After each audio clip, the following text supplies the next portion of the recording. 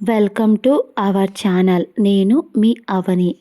కథలోకి వెళ్ళిపోయే ముందు మన ఛానల్ని సబ్స్క్రైబ్ చేసుకొని లైక్ చేసి అలాగే తప్పకుండా మర్చిపోకుండా షేర్ చేయండి.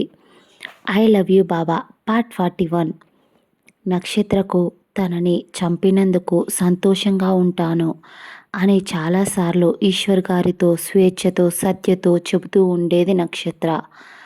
ఆ విక్రమ్ చావు చూడగానే నా కళ్ళల్లో ఎప్పుడూ లేని సంతోషం కనిపిస్తుంది నాన్న అని చెబుతూ ఉండేది.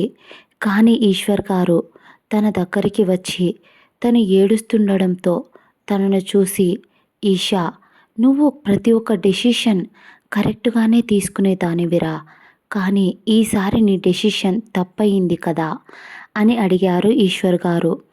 తనను చంపితే చాలా సంతోషిస్తాను అని అప్పుడు నీ కళ్ళల్లో సంతోషం చూడమని చెప్పావు కదా నువ్వు మాతో. కానీ ఇప్పుడు నీ కళ్ళల్లో సంతోషం అనే పదానికి కూడా ఈ నోటి నుంచి రాకపోవచ్చు. ఎందుకంటే నీ కళ్ళల్లో తనకి ఏమవుతుందో అన్న బెంగ కనిపిస్తుంది. తన రక్తం నీ చేతులకు అంటుకొని ఉంది. ఆ రక్తం నిన్ను తన ప్రాణాన్ని చంపే అవకాశం, నీ చేత్తో చంపే హక్కు నీకు మాత్రమే ఉంది అన్నట్టు తను నిన్ను ఒక్క మాట కూడా అనకుండా అలాగే ఉన్నాడు విక్రమ్. అసలు ఏం జరిగిందో ఒక్కసారి తనకు అడిగేదో లేదా చెప్పే అవకాశమో ఇచ్చుండాల్సిందిరా అని అన్నారు ఆయన. ఆ మాటలు విన్న నక్షత్రకు చాలా ఏడుపొచ్చింది. తనకే తెలియకుండా విక్రమ్ వైపు చూస్తూ తన దగ్గరికి అడుగులు వేసింది. కానీ విక్రమ్ దగ్గరికి అడుగులు పడడం లేదు. మళ్ళీ వెనక్కి తిరిగి పరిగెత్తుకుంటూ అక్కడి నుంచి ఏడ్చుకుంటూ వెళ్ళిపోయింది నక్షత్ర. అభి, విశ్వ ఇద్దరూ కలిసి విక్రమ్ని హాస్పిటల్కి తీసుకెళ్లారు. అక్కడ త్వరగా విక్రమ్కి ట్రీట్మెంట్ స్టార్ట్ చేశారు. విక్రమ్కి చాలా బ్లడ్ పోవడంతో విశ్వనే బ్లడ్ ఇచ్చాడు. తరువాత 24 గంటలు గడిస్తే కానీ ఏం చెప్పలేం. ఆ గాజు పెంకులు బాగా లోపలికి గుచ్చుకున్నాయి. వాటన్నింటినీ క్లీన్ చేశాను. కానీ బ్లడ్ చాలా పోయింది. అందుకే 24 అవర్స్ గడిస్తే ఆ తర్వాత తన పరిస్థితి ఏంటో మీకు చెబుతాను అని డాక్టర్ అక్కడ నుంచి వెళ్ళిపోయాడు. అంతసేపు సైలెంట్గా ఉన్న విశ్వ కోపంతో అభి కాలర్ పట్టుకొని, అసలు అన్నయ్య బ్రతికే ఉంటే నా దగ్గర అబద్ధం ఎందుకు చెప్పావు అభి అని అడిగాడు విశ్వ. విశ్వతో ఇక నిజం దాచడం కుదరదని అర్థమై, అది నీకు నక్షత్రకు కలిసి చెబుదామనుకున్నాను విశ్వ. మనం కలిసిన రోజు జరిగిందంతా చెప్పాలి అనుకున్నా, కానీ అంతలోపే ఇదంతా జరిగిపోయింది. ఈ 2 ఇయర్స్ చాలానే జరిగాయి. వాటిని మార్చలేను. కానీ వాటన్నింటికీ ఎక్కువ సఫర్ అయింది నక్షత్రనే. అసలు నిజం చెప్పాలి అంటే మీ అన్నయ్య దృష్టిలో మీరు లేనట్టే. ఎందుకంటే మీ అన్నయ్య ఆ రోజు జరిగిన గొడవలో తనకు పెద్ద దెబ్బ తగిలింది. అప్పుడు తను బ్రతుకుతాడని కూడా డాక్టర్లు గ్యారంటీ ఇవ్వలేదు.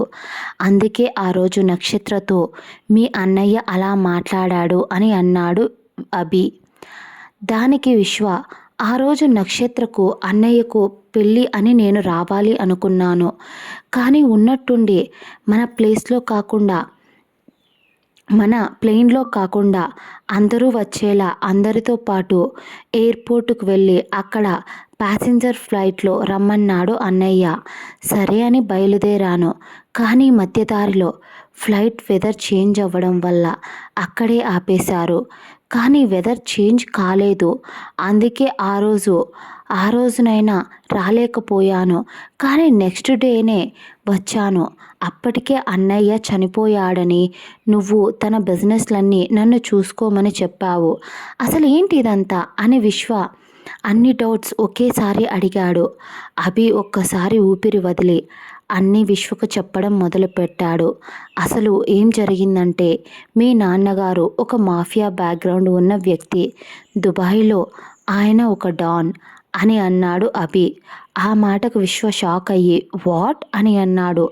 అవును, నందా ఫ్యామిలీ వారసులు మీరు ఇద్దరు అని అన్నాడు అభి.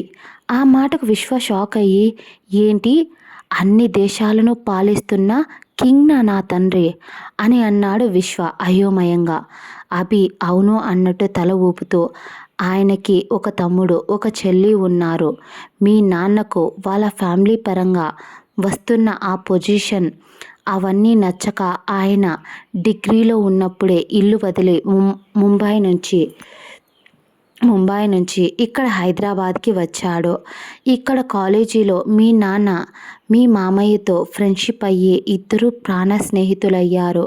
ఆ తరువాత ఆయన ఒకరోజు సెలవులకు ఇంటికి వెళుతూ ఉండడంతో అప్పుడే మీ నాన్నగారిని కూడా మీ మామయ్యతో పాటు వాళ్ళ ఇంటికి తీసుకెళ్లారు. అక్కడ మీ మామయ్య చెల్లి అయిన శాంతి మేడంని చూసి మీ నాన్న ఇష్టపడి పెళ్లి చేసుకున్నారు. అప్పుడు పెళ్లి చేసుకోవడానికి ముందే మీ అమ్మకు అన్ని విషయాలని మీ నాన్నగారు చెప్పారు. నేను ఇంట్లో నుంచి వచ్చేశాను అని చెప్పారు. దానికి మీ అమ్మగారు ఏమైంది అని అడగగా అప్పుడు ఆయన చెప్పిన విషయాలకు మీ అమ్మగారు షాక్ అయ్యి, ఒక్క నిమిషం మీ నాన్నగారిని ప్రేమించినందుకు కొంచెం రిగ్రెట్గా ఫీల్ అయ్యారు ఆ నిమిషం. కానీ మీ అమ్మగారు మీ నాన్నగారిని హార్ట్ఫుల్గా లవ్ చేయడంతో మీ నాన్నని మిస్ చేసుకోలేక ఏం చెయ్యలేక మీ నాన్నగారి దగ్గర ఒక మాట తీసుకుంది. మళ్ళీ మీరు మీ ఫ్యామిలీ దగ్గరికి వెళ్ళకూడదు అని అంటూ ఒక మాట తీసుకుంది. మీ నాన్న కూడా వెళ్ళాలని అనుకోవడం లేదు. కాబట్టి వాళ్ళ ప్రేమను గెలిపించుకోవడానికి ముందు రాబోయే ప్రమాదాలను పసికట్టలేక వాళ్ళిద్దరూ పెళ్లి చేసుకున్నారు. పెద్దలు కూడా ఒప్పుకోవడంతో అంతా సవ్యంగానే జరిగింది. అలా రోజులు గడుస్తూ అందరూ హ్యాపీగా ఉన్న అప్పుడే మీ నాన్న మీ మామయ్య కలిసి ఒక బిజినెస్ పెడదామని సిటీకి వచ్చారు. అప్పటిదాకా ఊర్లో బాగా డబ్బులు ఉండడంతో ఏదో వ్యవసాయం చేసుకుంటూ ఉండేవాళ్ళు. కానీ విక్రమ్ కడుపులో పడ్డాడని, పిల్లలు పుడితే సంపాదన కూడా అలాగే ఉండాలని, ఎదగాలని ఆలోచన రావడంతో మీ నాన్నగారికి మహేంద్ర గారు, నక్షత్ర వాళ్ళ నాన్నగారు ఇద్దరూ కలిసి బిజినెస్ పెట్టడానికి వచ్చారు సిటీకి. అప్పుడే ఏదో ఆఫీస్ దగ్గరికి లోన్ కోసం వెళ్ళడంతో అక్కడ మహేంద్ర గారే బంధువు ఒకతను మహేంద్ర గారిని చూస్తూ ఉన్నాడు. ఇదండి ఇవాల్టి ఎపిసోడ్. మన స్టోరీ నచ్చితే లైక్ చేసి తప్పకుండా షేర్ చేసి మన ఛానల్ని సబ్స్క్రైబ్ చేసుకోండి. అలాగే బెల్ ఐకాన్ మీద క్లిక్ చేసి ఆల్ అనే ఆప్షన్ని ఆన్లో ఉంచుకోండి. మర్చిపోకుండా, చాలామంది అలాగే వినేస్తున్నారు, సబ్స్క్రైబ్ చేసుకోవచ్చు కదా. బాయ్ బాయ్, మళ్ళీ నెక్స్ట్ ఎపిసోడ్లో కలుద్దాం.